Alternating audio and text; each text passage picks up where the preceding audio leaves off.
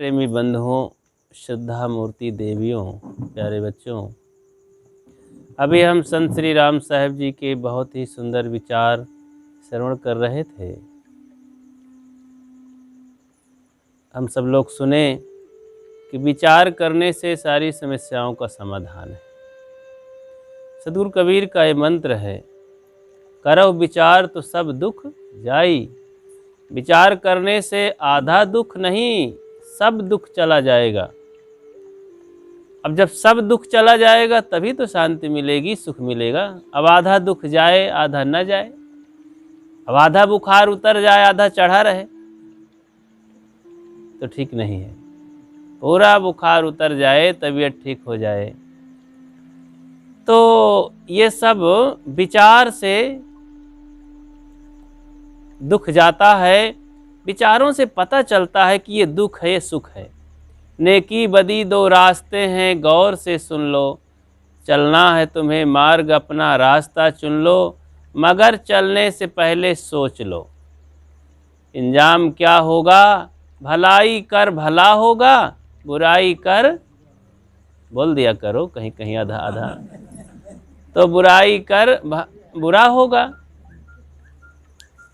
तो हमें जब परिणाम दिखाई देगा कि इस कार्य को करने से इसमें दुख है, इस कार्य को करने से सुख है, तो दुख की तरफ हम क्यों जाएंगे। विचार करेंगे तो ऐसा पता चलेगा। यही नहीं करते हैं। वैसे तो किसी से कहा जाए, भैया आप बिना विचारे क्यों कर दिए। अरे महाराज, हम 6 महीना से यही विचार करते रहे, बिना विचारे हम कुछ नहीं करते हैं। वही हाल है। एक गुजराती भाई थे, तो दरवाजे के सामने एक चबूतरा था, वहीं पर बैठ करके कुल्लम मंजन किया करते थे। सुबह सुबह एक किसान अपनी भैंसों को लेकर के जाता था नहलाने, तो देखा करता था कि बड़ी बड़ी सींगें, गुजराती भैंसों को बड़ी बड़ी सींगें होती हैं। तो और घूम करके बहुत बड़ी बड़ी सींग घूमी रहती थी गोल गोल। जैसे कलाकार लोग आते थे, जंप लगाते थे ना गोला बना करके, खिलाड़ी लोग, तो वैसे भैंसों की सींग होती थी। तो सोचता था कि हे दद्दा, इसमें अगर किसी का सिर फंस जाए तो क्या करे। तो ऐसा रोज सोचा करता, इस अगर किसी का सिर फंस जाए तो फिर क्या हालत उसकी होती। ऐसा 4-5 दिन सोचता रहा। सोचा कि देख ही लूं कैसे होता है, तो दौड़ के सिर डाल दिया। जैसे ही सिर डाल दिया तो भैंस खड़बड़ा करके भागी। अब वो टंग गए उसी में। अब वो छूटता भी नहीं, उसी में चिल्ला रहे हैं, बचाओ बचाओ बचाओ। दौड़े लोग, भैंस तो आफत में पड़ गई और आदमी भी आफत में पड़ गया। अब वो गई तालाब में कूद गई, अब उसी में सिर हिला रही, घसीट रही है। अधमरा हो गया आदमी। गांव के चारों तरफ से घेर करके भैंस को पकड़े और फिर निकाले। तो एक आदमी ने कहा, भले आदमी, कुछ तो विचार कर लिया होता। अरे सिर फंसाने की क्या जरूरत है, कहीं चुप रहो 6 महीना से। तो तुमसे मैं यही तो सोच रहा था यार, तुम कहते हो बिना विचारे, बहुत विचार किया हूं। तो ऐसा विचार करना ठीक नहीं है। भूल मिटे गुरु मिले पारखी, पारख दे लखाई। कहें कबीर भूल की औषध पारख सबका। कैसे भूल मिटेगी? भूल तभी मिटेगी जब पारखी गुरु मिलेंगे। पारखी गुरु का मतलब जो परीक्षा करके संत गुरुजन चलते हैं, बिना विचारे बिना परीक्षा की कोई बात नहीं मानते हैं। देखो, वैज्ञानिक लोग होते हैं, हर चीज़ की परीक्षा करते हैं, कई बार टेस्ट करते हैं। तब टेस्ट में जब सही चीज़ ठहरता है तब उसे मान्यता दी जाती है कि अब इसको सही है, क्लियर किया जाए। कई देशों में इसको वैज्ञानिक लोग भेजते हैं टेस्ट करने के लिए, परीक्षा करते हैं, तब फाइनल देते हैं समाधान देते हैं कि अब सही है, इसका कोई उपयोग। देखो अभी कोरोना की जो वैक्सीन बनी, इतना समय क्यों लगा? आखिर साल 1.5 साल उसको बनने में, साल भर से ज़्यादा लग गया। तो जिस दिन से कोरोना ऐलान हुआ उसी दिन से लोग उसके शोध में लग गए, वैज्ञानिक, डॉक्टर दुनिया के। लेकिन अब जाके तैयार हुई, अब लगाना शुरू हुआ। उसी दिन क्यों नहीं बना दिए? क्योंकि इतने दिन परीक्षा करने में लगा। अब बार बार परीक्षा करते हुए उसको टेस्ट कर रहे थे कि शरीर में साइड इफेक्ट तो नहीं होगा, इससे मरेगा तो नहीं आदमी, ये ठीक होगा कि नहीं, कोरोना के लिए सही दवा है कि नहीं। ये सब टेस्ट करके करते करते तब उसका फिर लॉन्च किए, निकाले, आविष्कार किए, और फिर आज शरीर में सबके लग रहा है। ऐसे ही परीक्षा की बात होती है। धर्म के क्षेत्र में हम परीक्षा किए बिना ही सब मानने लगे। हमारे जितने देवी देवता, भगवान भवानी, ईश्वर परमात्मा, वेद शास्त्र सब बिना विचारे मान लिए। विचारे होते तो हम वृंदावन बिहारी लाल की जय कथा में क्यों बोलते झूठी बातों के लिए? तो जब कथाकार कहता है कि राजा सगर के 60,000 बच्चे होते भय, तो सब लोग कहते बोलिए वृंदावन बिहारी लाल की जय। तो 60,000 बच्चे एक स्त्री के होते हैं, तो भाई इस झूठी बात को जय क्यों बुलाया जाता है? और भी न जाने कितनी झूठी झूठी बातों को कहा जाता है। सबकी पैदाइश को जरा देखो। श्रृंगी ऋषि कौन कौन कहाँ से पैदा हो गए, कौन भगवान कहाँ से पैदा हो गए, ब्रह्मा विष्णु महेश शंकर जी कैसे हैं, इनका चरित्र कैसे है। कुंभकर्ण की 24 किलोमीटर की मूंछ खड़ी थी, एक तरफ 48 किलोमीटर की मूंछ थी, तो कौन नाई बाल बनाता था? स्कूटर में बैठ के बनाता था। तो इस तरह तमाम झूठी झूठी बातें। तो भाई विचार करते, परीक्षा करते तो हम ऐसा ना मानते। अंधविश्वास की बातों में परीक्षा करते तो हम झूठी बातों को क्यों मानते? किसी ने कह दिया कि अमुक जगह पर भगवान अवतार लेने वाला है, और एक मूर्ति जमीन से प्रकट हुई। मूर्ति जमीन से प्रकट होती है? हम यहीं से बैठे बैठे परीक्षा लें कि जमीन से कहीं पैदा होता है कुछ? ये मूर्ति, भगवान नीचे से पैदा हो जाएगा? तो ऐसा नहीं होता है। कबीर साहब को कहा गया कबीर पंथ में कि आकाश से एक ज्योति उतरी, कमल फूल पर प्रकट हुआ। तो कबीर पंथी भी इस घोटाले में पड़ गए, विचार नहीं किए। जो पारखी होते हैं, कोई भी मत पंथ के हो, परीक्षा करने वाले संत गुरुजन ज्ञानी लोग इस सही बात पकड़ पाते हैं, बाकी घोटाले में पड़ जाते हैं। तो मान लिए अब ये चमत्कार है, सभी भगत लोग अपने भगवान को सही रहने नहीं देते हैं। ये उपासक लोग, भगत लोग सब अपने भगवानों की मिट्टी पलीत कर देते हैं, खराब कर देते हैं, चेहरा बिगाड़ देते हैं। अगर ये भगवान परमात्मा आ जाएं, महापुरुष, तो हमें डंडों से मारेंगे कि बेवकूफ़ों, तुम हमारी भक्ति क्या किए हो, हमको सर्वनाश कर दिए हो, हमारी इतनी गंदी बातें क्यों उड़ाए हो, झूठी झूठी बातें। अब कृष्ण भगवान आ जाएं तो बाप रे, एक स्त्री के पीछे लगने से तो इतनी बेइज्जती हो जाती है, और उनके हजारों हजारों पत्नियां थी, और सबके साथ वो रास करते थे, नाचते थे। तो भगवान कृष्ण की ये महिमा है कि उनकी बेइज्जती करना है? तो इतना रास लीला आज भी, इस जमाने में भी जब नाचते हैं, नाटक करते हैं, सब लोग दर्शन करने जाते हैं। अपने भगवान को इतना बना देना चाहिए। हम अपने घर के बाप को बना दें। देखना चाहेंगे आप? हमारे पिता 10 स्त्रियों के साथ घूमते हैं और बस गले मिलते हैं, कोई देखना चाहेगा ऐसा? जब हमारे परमात्मा हैं, भगवान हैं, महाराज हैं, हम उनको अवतारी पुरुष मानते हैं, तो उनको ऐसा मानना चाहिए। महाराज कृष्ण एक महान क्रांतिकारी, 10,000 लोगों के नायक, सेना के अगुआ लीडर थे, और बड़े ही बहादुर प्रतापमान 16 कला के ज्ञाता, राजनीति, धर्मनीति, कूटनीति और आध्यात्मिक पुरुष थे। 3 गुरुओं के वो चेला थे। शांतिपन मुनि से विद्या प्राप्त किए थे। घोर आंगिरस उनके गुरु थे। गर्गाचार्य उनके घरेलू गुरु थे, जिसे पुरोहित कहते हैं। तो इस तरह से 3 गुरुओं को श्रद्धा से मानते थे और आत्मज्ञानी पुरुष थे।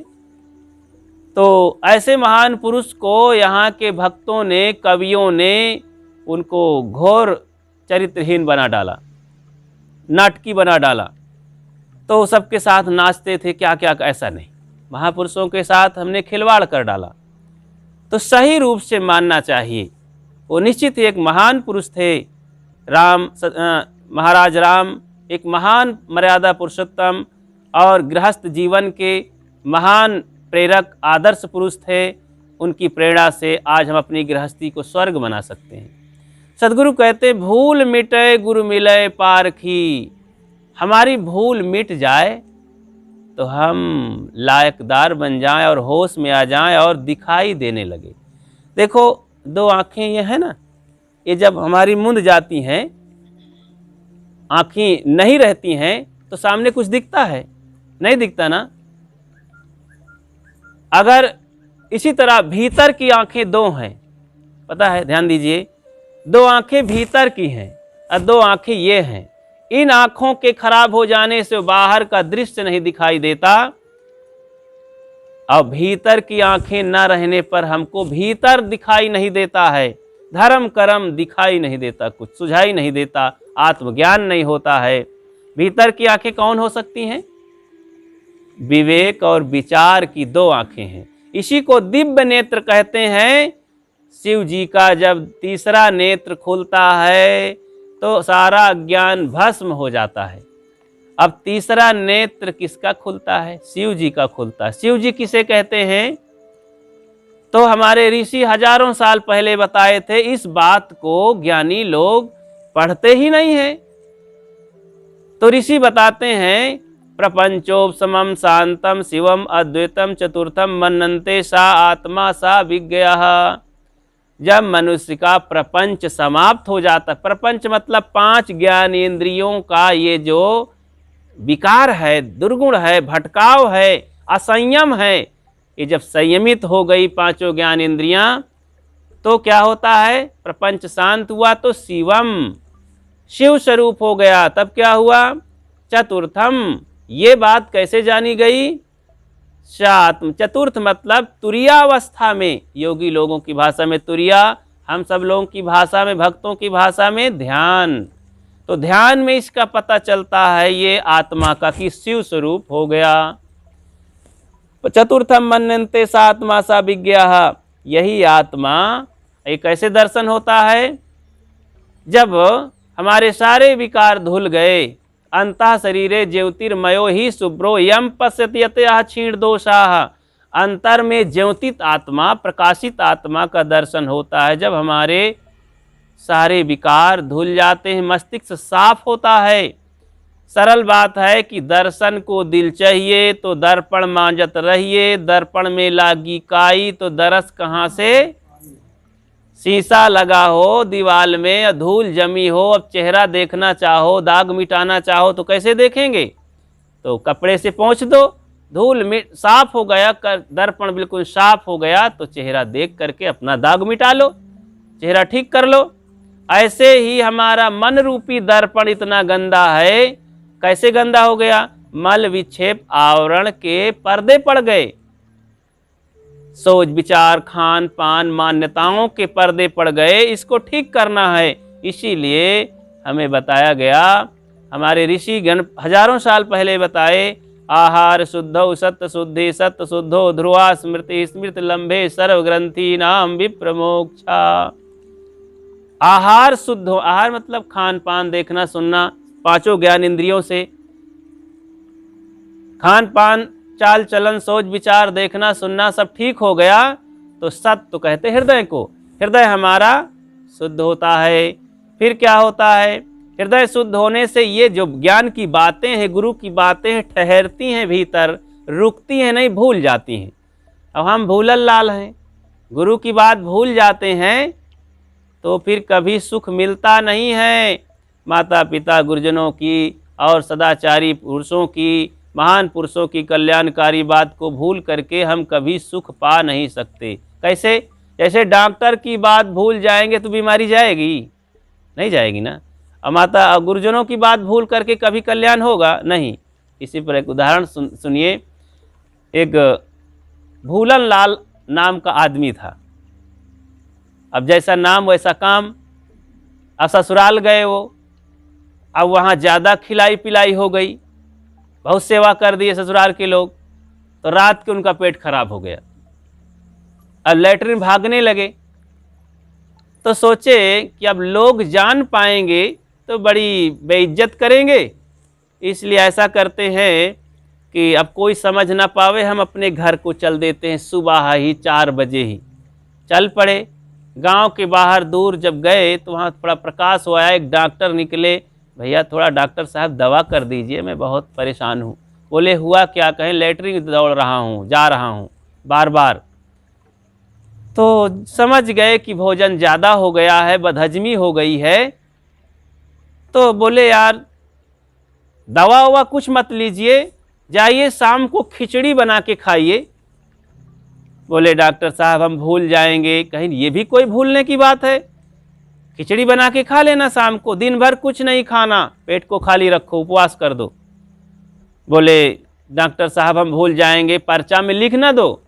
कहीं चुप रहो, बेकार की बात करते हो। अरे खिचड़ी खिचड़ी खिचड़ी करते चले जाओ। तो खिचड़ी खिचड़ी करते चल दिया भूलन लाल। रास्ते में एक नदी पड़ती थी, नदी में पानी था कमर भर, उसमें प्रवेश किया तो चित्त चला गया कि मैं बह ना जाऊं, पाँव खिसक ना जाए। उतरने में आगे बढ़ने में चुप हो गया, शांत रहा। उस पार गया तो ख्याल आया, अरे डॉक्टर ने मुझे कुछ बताया है।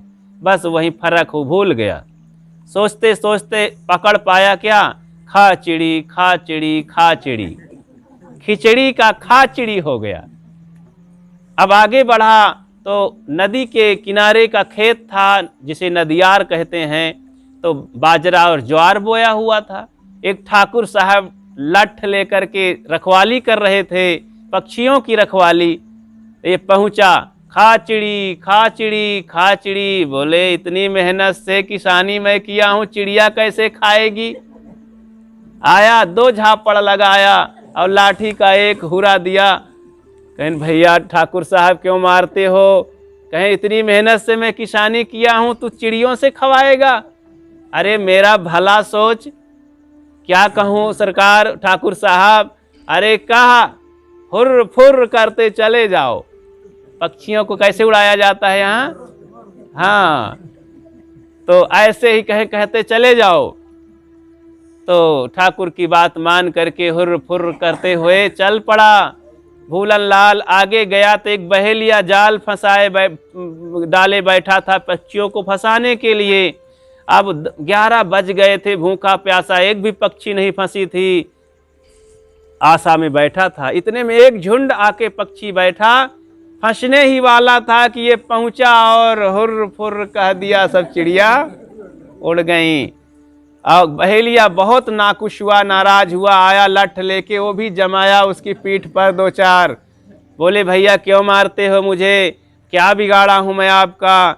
अरे ऐसा बेवकूफ़ क्यों कहता है? हम इतना परेशान हैं, हमारा धंधा चौपट कर दिया। अच्छा तो क्या कहें? अरे तुझे कहना है तो यही कहो, आवत जाओ फंस फंस जाओ, आवत जाओ फंस फंस जाओ।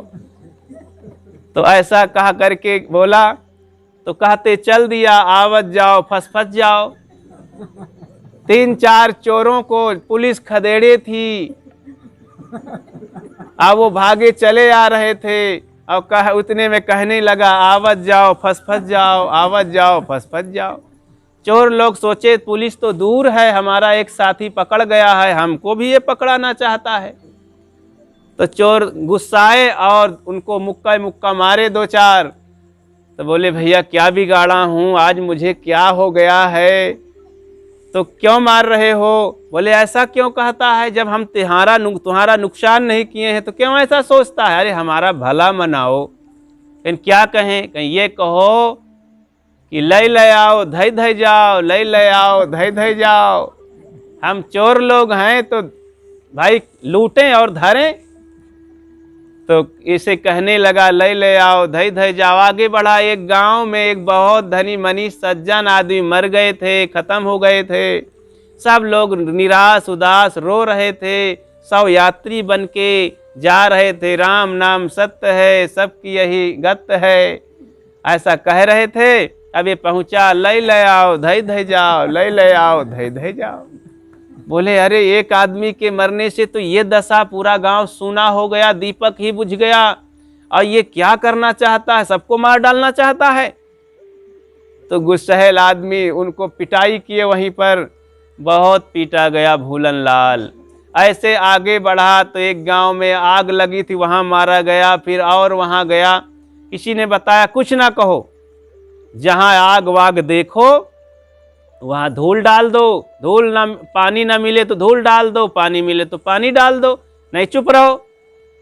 आगे चुपचाप जा ही रहा था कि गंजेड़ी 4-6 लोग वहां पर गांजा पी रहे थे। जब जोर से खींचे तो चिलम में ऊपर आग निकली। ओ भैया, इनके तो दिल दिमाग में, मुख में आग लग गई है, क्या करूं, दया लग रही है। पानी तो है नहीं, तालाब कुआं, उठाया धूल और फेंक दिया उनके मुख में। अब वो गंजेड़ी आदमी नशेड़ी इतना क्रोधित होए कि कस के पिटाई कर दिए, इतना मार दिए, अंधेला हो गया था, बेहोश हो गया। चले गए, सुनसान में बेहोश पड़ा था। वहीं पर संत रहते थे जंगल में, कुटिया में, वहां से चले कुछ टहलने के लिए, शाम को वॉकिंग करने के लिए। तो देखा कि कोई कराहने की आवाज़ आ रही है। ध्यान से देखे इधर उधर, तो वहाँ पर एक आदमी पड़ा था। सोचे ये तो कोई आदमी है, लगता है कोई बीमार हो गया है, अब क्या करें, यहाँ कोई है नहीं। महात्मा जी उसे उठाए और कंधे में लिए अपनी कुटिया में जाकर रखे। पानी का छींटा दिए और कुछ दवाई किए तो कुछ होश में आए। बोले भाई कौन हो तुम, क्यों पड़े थे वहाँ, क्या बीमारी है? बोले महाराज, और बोले भैया मुझे वो तो पता नहीं, होश नहीं भूलन लाल को कि ये संत है कौन है। बोले मुझे कुछ नहीं, डॉक्टर ने पता नहीं क्या बता दिया, मैं भूल गया और रास्ते रास्ते मुझे लोगों ने मारा। तो क्या हुआ था? अरे मेरा पेट खराब हो गया था। महात्मा जी विचारवान थे, उन्होंने विचार किया कि पेट की खराबी का कारण बदहजमी, ज़्यादा भोजन हो जाना। तो कुछ खाने के लिए बताया था। बोले हाँ डॉक्टर कुछ खाने के लिए बताया था, वही मैं भूल गया। कहीं खिचड़ी तो नहीं बताया था, क्योंकि पेट की खराबी में खिचड़ी ही डॉक्टर बताते हैं। अरे हाँ हाँ मैं वही तो भूल गया था। तो महात्मा जी उनको खिचड़ी बना के खिलाए और कहा विश्राम करो, सुबह जाना। सुबह तक जब होश में आए, खूब महात्मा समझाए कि देखो क्या नाम है तुम्हारा? बोले भूलन लाल। अरे कहीं इसीलिए तो मार खाए हो, जैसे डॉक्टर की बात तुम भूल गए हो तो रास्ते रास्ते सब लोग मारे हैं, कोई सही बात नहीं बताया है, तुम्हारे हित की बात नहीं बताया है, तुम्हारे अहित की बात सब बताए हैं और मारे भी हैं। इसी तरह इस संसार में हम भूलन लाल बन करके चारों तरफ मारे जा रहे हैं। जो हमारे सब लोग हैं हितैषी, जिसको हम अपना मानते हैं, सब ये भटकाने वाले हैं। कोई हमको सही मार्ग नहीं बता रहा है। ईश्वर परमात्मा, देवी देवता, भूत प्रेत, जादू मंत्र, टोना टुटका, लगन मुहूर्त, गोबर माटी, न जाने कितनी कहाँ कहाँ लोग फंसाने वाले हैं। कोई सही रास्ता नहीं बताता है कि हमारा दुख मिट जाए, हम सदा से भ्रांत रहित हो जाएं, भूल रहित हो जाएं, भटकाव में न जाएं। जगह जगह दुख पा रहे हैं, मारे जा रहे हैं, धक्का खा रहे हैं, जहाँ जाते हैं वहीं ठगे जा रहे हैं। चाहे हरिद्वार जाएं, चाहे अयोध्या जाएं, चाहे वृंदावन जाएं, सब ठगने के लिए मानो बैठे हैं। तो भाई क्या होना चाहिए? महात्मा जी ने कहा चेतन लाल बनो, चेतन लाल। भूलन लाल छोड़ो ये भूल भुलैया के तमाशा। कैसे बनेंगे चेतन लाल? जब पारखी गुरु मिलेंगे हमको चेता देंगे। यहाँ संसार में कुछ बड़े भुलक्कड़ी हैं, कुछ छोटे भुलक्कड़ी हैं। तो कुछ भूलन लाल मिले। एक तो ये भूलन लाल हो गए, बहुत दुख पाए। क्यों ऐसा दुख पाए? ये डॉक्टर की बात भूल गए थे। इसी तरह हम सब लोग गुरु की बात पर ध्यान नहीं देते हैं, महान पुरुषों की बात पर ध्यान नहीं देते हैं, उनके बताए रास्ते में नहीं चलते हैं। संसार में हम इस संसार में मानो मारे जा रहे हैं, जगह जगह दुख पा रहे हैं। एक औरत अपने घर से निकली और दूसरी औरत अपने घर से निकली, बर्तन लेकर दरवाजे पर मांजने लगी, सफाई करने लगी तो बातें होने लगी, बहन जी बहुत दुख दर्द है। बोले क्या हो गया तुझे? बोले मेरे पति इतना भुलक्कड़ी हैं कि परेशान कर देते हैं। बोले क्या हो भूल जाते हैं? कहें उनको मैं सब्जी शाम को भेजी कि जाओ बाजार से लाओ कुछ प्याज, आलू, मिर्चा, तरोई, कोहड़ा लाओ कुछ। अब वो कहते हैं, जाते हैं बाजार, फिर थैला लेके वापस आते हैं, कहते हैं अरे क्या किस लिए भेजा है रे, बता तो सही, हम तो भूल गए हैं, क्या लाना है? तो बताई कि जाओ ऐसी ऐसी चीज़ें सब लाओ सब्जी के लिए। फिर गए तो फिर भूल गए, देर हो गई तो नमक रोटी खाए हैं, शाम को सब्जी लाए ही नहीं। कहें अरे तुम्हारे पति तो सब्जी भूल गए, मेरे पति को सम देखो तो और आश्चर्य। कहें तुम्हारे पति कैसे हैं? कहा मैंने भी कल उनको भेज रही थी कि जाओ सब्जी ले आओ, तो टस से मस नहीं हो रहे थे, बिस्तर पकड़ लिए। तो मैं सोचा कि मैं ही चली जाऊं, नहीं बच्चे भूखे मरेंगे। तो चली गई, झोला थैला लेकर, पैसा लेकर बाजार, वहाँ से सब खरीद लाई, 100 रुपये का सामान, सब्जी। जैसे रास्ते में आ रही थी तैसे ये साइकिल से दंदनाते चले आ रहे थे। मैं सोचा कि इनको रोक लूं, वापस ले चलूं, नहीं ये भी सब्जी लाकर धर देंगे, ज़्यादा फ्रिज तो है नहीं, सब्जी बेकार हो जाएगी। तो रोका, रुको, तो रोक तो गए लेकिन टकर टकर देख रहे हैं। अब वो ना वो बोल रहे हैं ना मैं बोल रही हूँ। तो बड़ी देर में कहते हैं बहन जी मैं तुम्हें कहीं देखा हूँ। तो पहचान ही नहीं पाए, कहीं मेरे पति तो क्षण में मुझे ही भूल जाते हैं, तुम्हारे तो सब्जियां भूल जाते हैं। तो एक औरत आ गई, सिर में कुछ बोझा लिए थी। बोले क्या हो रही भाई, आप लोग बहुत विचार दिखाई दे रहे हैं, विचारों में डूबे हैं। कहें बहन यहाँ तो सब अपने अपने भूलन लालों की कथा है। तो कहें अरे हमारे पति की हाल सुनो तो और आश्चर्य। बोले वो कैसे तुम्हारे पति की हाल? बोले हमारे घर में 10 कमरे हैं, तो भाई सब कमरों में कहीं ना कहीं उपयोग है। तो हमारे पति इतना भुलक्कड़ी हैं कि एक एक चीज़ मुझसे पूछते रहते हैं, बताओ जी मेरा चप्पल कहाँ है, मेरा जूता कहाँ है, मेरी साइकिल कहाँ है, मेरी कलम कहाँ है, मेरा शर्ट कहाँ है, पैंट कहाँ है। तो मुझे परेशान कर देते हैं, मेरा तो दिमाग खराब हो जाता है। तो मैंने एक युक्ति निकाल ली। तो परसों मैंने युक्ति निकाला कि एक कॉपी में रजिस्टर में लिखो, तो लिखवा दिया। तो आज सवेरे चेक कर रहे थे, लिखवा दिया कि फला नंबर में तुम्हारा चप्पल, तुम्हारा साइकिल, तुम्हारा जूता, ये सब लिखवा दिए 10 कमरे में। कहाँ 10वें नंबर कमरे में हम दोनों सोते थे अपने बेड पर, पलंग पर। तो लिखवा दिया कि 10वें नंबर कमरे में हम लेटे हैं।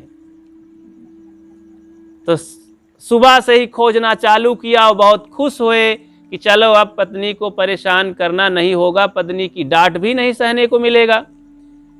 तो सब कमरों की 9 कमरों के सामान को पा गया, 10वें कमरे में उलझ गया पति देवता। मैं रोटी बना रही थी तो पसीना पसीना होकर गए, अरे भाई 10वें नंबर कमरे में कहाँ लेटा हूँ, रजिस्टर में लिखा है। पत्नी समझ गई कि इनका दिमाग फिर पंचर हो गया। बोले चलो लेट जाओ, आराम कर लो, पसीना सूख जाए तो मैं आती हूँ। गए, लेट गए। अब पत्नी रोटी बना के ढाँक करके बर्तन से आई। बोले हाँ लेटे हो? कहें हाँ। कहें अब रजिस्टर खोलो। तो लेटे लेटे ही खोले, कहें ना पढ़ो। तो पढ़ता है 10वें नंबर कमरे में मैं लेटा हूँ पलंग पर। इतना पढ़ना था कि समझ गया और कहा हाँ हाँ मिल गया मिल गया मिल गया। तो कहें बहनों आपके पति तो सब्जी भूल जाते हैं, तुम्हारे पति तो तुम्हें ही भूल जाते हैं, हमारे पति तो अपने को ही भूल जाते हैं कि हम कहाँ लेटे हैं। तो संसार में दुनिया की चीज़ों को कुछ भूल जाए तो छोटा भुलक्कड़ी, जो अपने आप को भूल जाए तो महाभुलक्कड़ी है, बड़ा भुलक्कड़ी है। हम लोग ऐसे ही शायद हैं हम पूछें कि आप कौन हैं, तो कोई कहता है मैं डॉक्टर हूँ, मास्टर हूँ, कोई कहता है मैं अपनी योग्यता बताता है, अपनी जाति बताता है, अपना कद बताता है, अपना काला गोरापन बताता है। तो ये मैं नहीं हूँ, मैं कौन हूँ, इस बात को सबको जान लेना चाहिए। मैं अजर अमर शुद्ध आत्मा हूँ और मेरी उपस्थिति का नाम जीवन है। जिस दिन मैं इन शरीर से निकल जाऊंगा तो शरीर को लोग मिट्टी कहेंगे। तो जीवन दोनों के मिलन का नाम जीवन है। अब मैं ही शरीर को हरा भरा रखता हूँ। जब तक मैं रहता हूँ इस शरीर को जिंदा होता है, और इसे सब दादा काका फूफा गुरु संत कहते हैं। इसलिए अपनी आत्मा का महत्व हम समझें, अपने जीवन को समझें और जीवन को कल्याणमय बनाएं।